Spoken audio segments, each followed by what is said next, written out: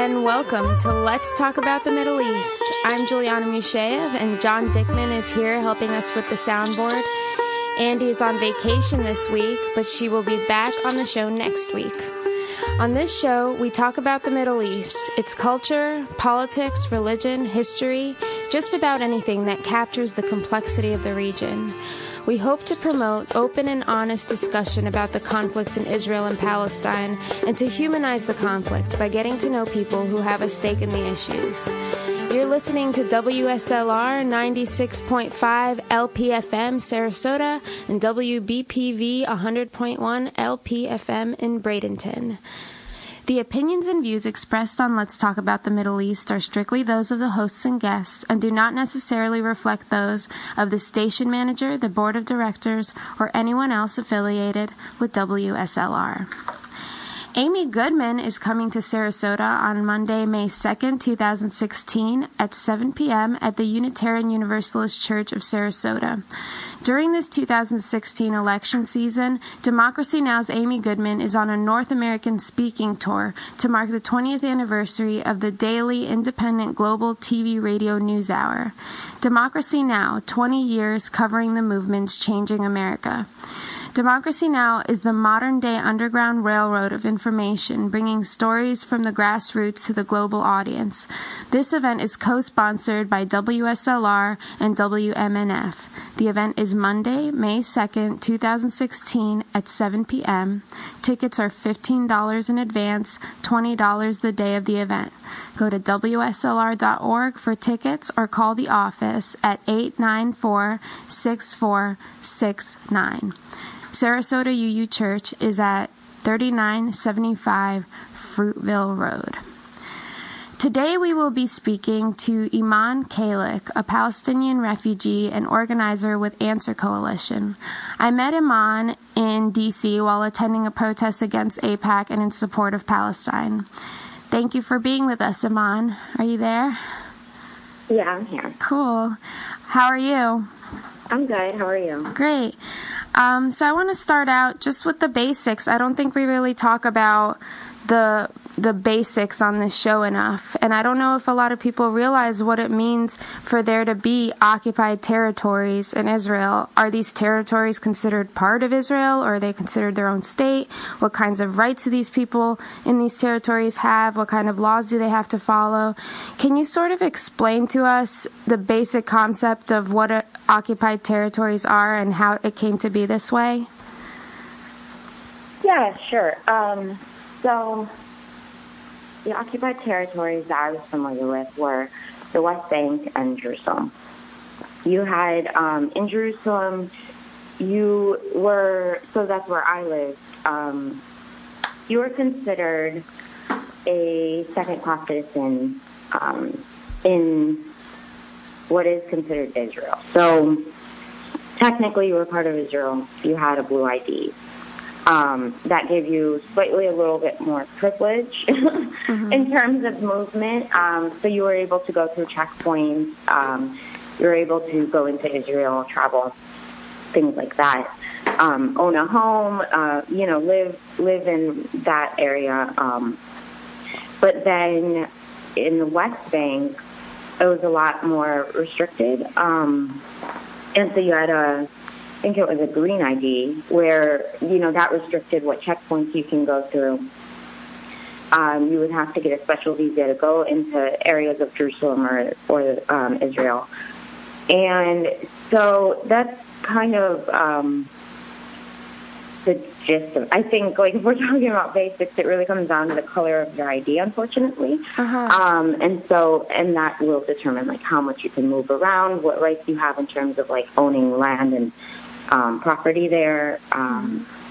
You can also, I guess, I'm not sure about the laws now, but something I would hear would be if you married somebody with a blue ID, with a Jerusalem ID, you can acquire their Jerusalem ID. But I'm not sure if this is totally right, but someone with a blue ID can't marry somebody with a green ID because it would kind of be like a step down. You'd be giving up some sorts of freedom. I mean, I think you can do it. It was just like frowned upon. Oh, interesting. So they're creating these divides. Yeah, definitely. Yeah. And also Palestinians living in the territories, they're under Israeli military law, right? So they get treated differently if they commit a crime. Yeah. I mean, you know, military occupation in itself is kind of a rogue and kind of unnatural thing, I would say. I mean, if you get caught committing a crime, it's really up to the person occupying you to decide, you know, how bad they want to punish you for that crime. Mm-hmm. You know, you could be, I don't know, throwing a rock and get put away for life. You can be caught, I don't know, stealing a car and maybe get 2 years, or you know what I mean? There really was no law when it came to. So is there no trials? Do they have? Oh yeah, I mean it's an organized kind of occupation, and it's organized in the sense of like, you know, they have files on us and things like that. But you know, when you're militarily occupied, especially in the West Bank, I feel like there was a little bit less organization. Mm-hmm, mm-hmm. And you lived in Jerusalem for 9 years, from 1997 to 2006. What was that like for you? Okay, that's a big question. Yeah. What it was really, I mean, you know, in general, I think those were such important parts of my life, really, and like shaping me as a person. I mean, I was 10 years old when I moved there. I left when I was about 20, 21. Mm-hmm. So, you know, those are integral parts of your life, and I think it really allowed me to kind of grasp my identity as a Palestinian, but also as an American Palestinian, you know, somebody who came in technically from the outside, but fully was immersed and embraced and, you know, put into the same types of struggle as Palestinians who have lived there for their whole life. Mm-hmm.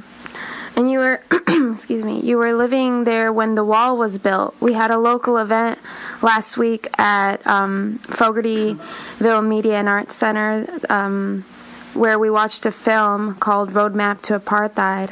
And one of the things I found most surprising to learn the first time I watched the film is that the wall wasn't built along the green line or the border, but instead it winds like very complexly along the edge of the West Bank. And it was mentioned that often the wall would split farmland in half. It would separate Palestinian towns from other Palestinian towns. Do you have any personal experiences like this with the wall? Oh, yeah, definitely. So where I lived was, I guess you can kind of say it was like a suburb outside of Jerusalem. And we would cross, so you'd go down one street, down a hill, and you'd cross this very large intersection. And then, you know, you'd cross the intersection, you'd go down that road, and I was at school. It was usually a very quick, not even 10-minute drive. When the wall got built, they built it right in the middle of the intersection. So imagine a street, you know, that you have, and they just built it right in between, right in the middle of the street. You know, that's something that would completely inhibit any kind of movement. I mean, it's an intersection. People use it to cross to one, you know, from one side to another. And so this completely blocked off our way to school. So we would have to start going all the way around, wait at a checkpoint for hours, then get to school. So that was definitely like the major part of it that I experienced. But then, you know, then I left that school and started college. And that was a whole other experience with the wall where it was still, you know, kind of getting built, and there were some parts that were still open. I mean, there would be a soldier there, but there were parts that were like halfway built.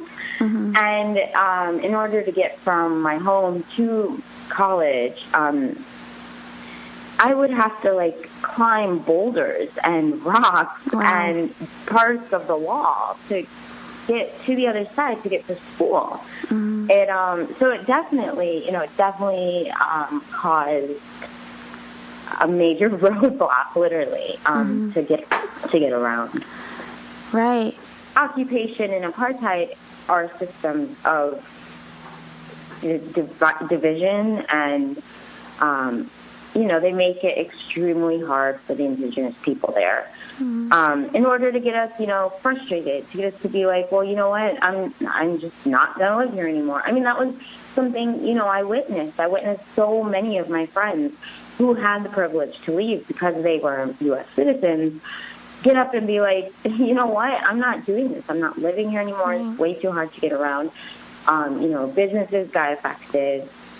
People going to school got affected. All these aspects of our lives, our everyday lives, were affected. And I saw people just get up and leave and be like, we just are going to go back to the U.S. where the roads are open, because they were sick of it. And so the wall is often called the apartheid wall. And I found that mostly Jews, even Jews that are sympathetic to Palestine and believe that the occupation should end, are often deeply offended by the apartheid analogy. We watched this film at the event, and there were a lot of parallels drawn, and some of the conversation actually led to, well, this seems like it's even worse than apartheid. But the main argument against this analogy is that it's not driven by racism like South African apartheid. And I'll just tell you some of the arguments against it, and I want to hear your thoughts on these, because I'm really surprised about how this analogy really kind of triggers people in a way and just completely shuts them off to having a conversation. For example, a pro-Israel group, Stand With Us, points out that Arab citizens of Israel vote freely. Israel contends with prejudice in its population, as all societies do, but such prejudices are opposed by law. They also point out that Palestinians in the West Bank and Gaza are not governed by Israel, but by the Palestinian Authority. There's also a book called The Trouble with Islam Today. The author is Irshad Manji, who argues that the allegation of apartheid in Israel is deeply misleading, noting that there are in Israel several Arab political parties, that Arab Muslim legislators have veto power, and that Arab parties have overturned disqualifications. She also points to Arabs like Amali Habibi, who have been awarded prestigious prizes. She observes that Israel has a free Arab press, the road signs bear Arabic translations. So there's all these examples of, apartheid is racially driven, and obviously, because of all these things, this is not a racially driven situation in Israel and Palestine. What are your thoughts on these arguments against apartheid and the apartheid analogy? Sorry, I couldn't help but laugh when you mentioned the road signs being in Arabic, as if that's something, that we should be almost thankful for. I don't know, I'm slightly offended that would be something to point out and be like, look, we're not racist. We, include their language. But in fact, Arabs living in Israel are second-class citizens. They do have, I wish I could speak more to the laws of voting. There are marriage laws. There are voting differences. But also, is there representation? Who would they be voting for? You know what I mean? That's something also to consider. Are they being represented in Israel in the government? And it doesn't really seem like they're part of the decision making. So that's definitely keeping Arabs out of the decision making. And then there was another thing that you mentioned that also made me a little squeamish. What was the second point? I'm sorry. No, it's fine. But there was also one thing I wanted to ask. They also point out that Palestinians in the West Bank and Gaza are not governed by Israel, but by the Palestinian Authority. That's the point. Yeah, that's the point I actually wanted to talk about. Was that, sure, they're not governed by Israel per se, but The PA also, and a lot of Palestinians will tell you, does not in fact represent a lot of Palestinians. And so what I mean by that is, when Abbas is working with Israel in terms of security to crack down on protesters and anybody throwing rocks or resisting, is that somebody who we really necessarily want to represent us? That is pretty much like Israel governing us, but with a puppet instead of actually, so he's the middleman that hands us over to Israel, and then we're under their law all of a sudden. But if we want to, if we need help with something, we aren't allowed to call Israel, who has more resources, to help us out. We have to call the Palestinian Authority to help us with something, whether it's the cops or the, ambulance. And then we get stuck at checkpoints and we don't have the same resources. And so it definitely is an apartheid system. I mean, look at the roads themselves. We have roads that we're allowed to use, and then they have roads that only they're allowed to use, for whether it be for their safety or just their ease. That's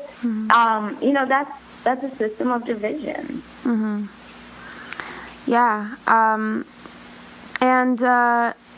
So I want to move on. So we talked about the wall, and you were also there during the Second Intifada, which lasted from 2000 to 2005. Just as a background, what led to the Second Intifada, and also what was it like being there through that? So the Second Intifada was kind of, we, at least my family, being a U.S. citizen living in Palestine, there was a sense of openness almost. We were able to travel through checkpoints fairly easily. I mean, there was a long wait. We would spend a lot of time in the sun, and it would really hinder our, daily lives. But there wasn't this huge wall completely separating neighborhoods. There wasn't almost cage-like checkpoints, and I'm speaking about the one at Kalandia in the West Bank. Sure, it was hard, but for them to have, just triggered all of these really, really, really restrictive methods, just completely inhibiting our livelihood, I think people just started to feel suffocated. And that's what happens before every intifada. People get suffocated. People get frustrated.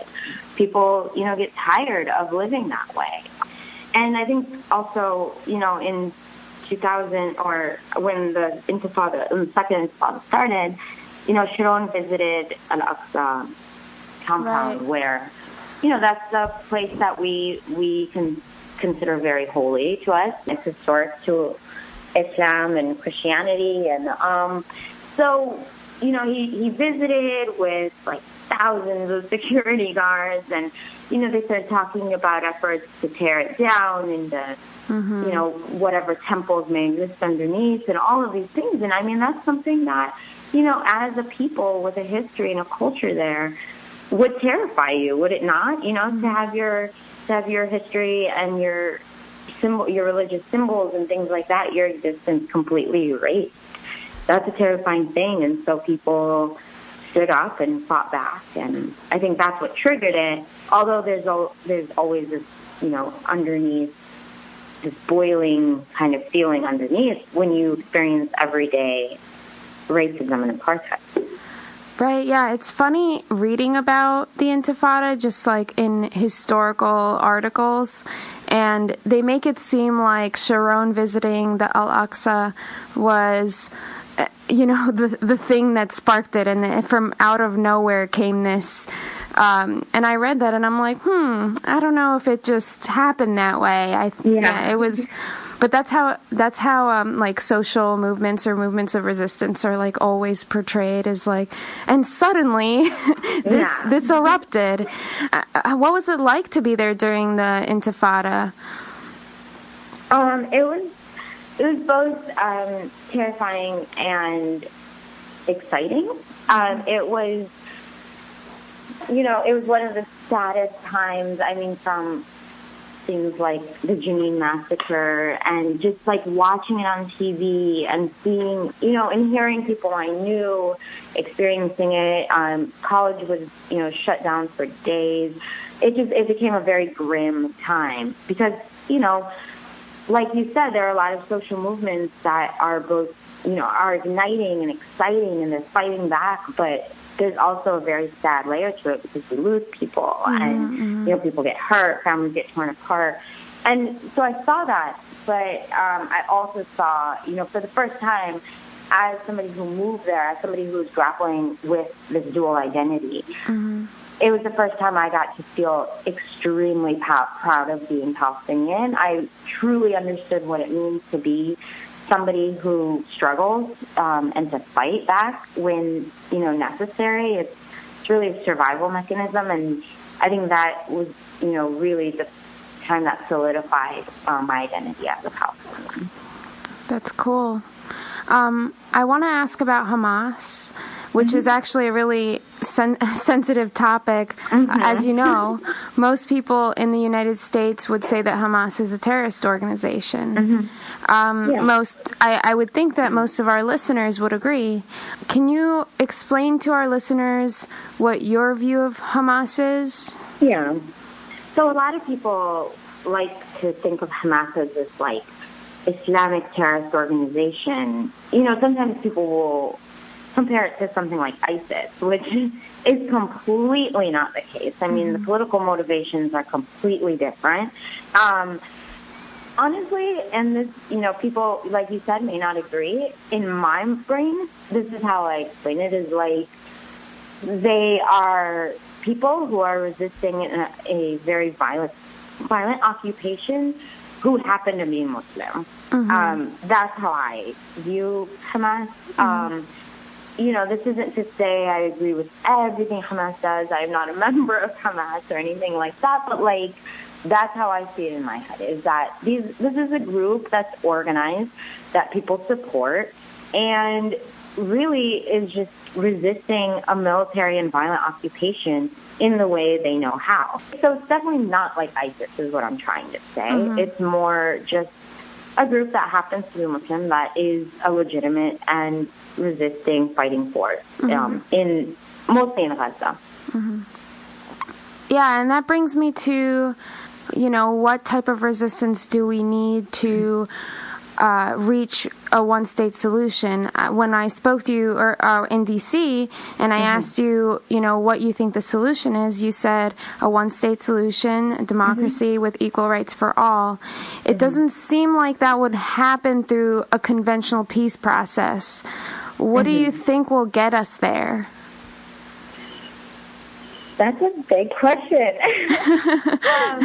So, when you ask me about it, it's easier to say I believe in full rights, a sovereign country for all Palestinians, and the right of return of all refugees. And, it's easy to say. And I like you said, your listeners and others may not agree. I completely believe in resistance. I mean, continue to fight, continue to resist, continue to establish yourself as a Palestinian. You're not going anywhere. It was one of the saddest moments of my life. The time I realized I couldn't get back into the country. I came to visit in 2006 to the U.S. and wasn't allowed back into my home, into my country, into the place that I identified with as a Palestinian.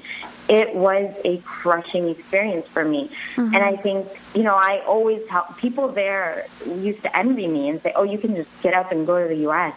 They have roads, they have jobs. And I was like, are you kidding me? You get to fight here. You get to resist every day. And I don't mean fight violently. I don't mean, grab a weapon and take it out. By fight, I also mean go to school every day. Show you're there. Continue to resist in that way. Don't be afraid. You know what? They put up a wall, go around it, go through it, whatever needs to happen. Establish yourself. Stay there. And, just, we tried the peace talks. Those didn't work. In fact, they were, set up as just like almost like I'm sorry, I'm at a loss for words, but it was kind of like this fake act for the world. when in reality, they never had plans of peace. They took more land, if anything, than giving us back. They didn't give us 1967 borders, which isn't something Palestinians want anyways. But, I mean, so we tried the conventional way, and, if it comes down to this, I mean, we've seen violence, though. We've seen it for decades now. So I wish I had a better answer for you, but I would say, Palestinian people need to continue to resist and to continue to, stay there and really make themselves heard and known. Yeah. It was a wonderful interview. Thank you so much. Mm-hmm. If you want to learn more about this show, give us feedback or share ideas for topics or speakers, you can find us on Facebook. Just search Let's Talk About the Middle East. If you leave an interesting comment, we'll give you a shout out on the next show. You can find this interview and others on our podcast site. Thank you so much for joining us. You've been listening to Let's Talk About the Middle East.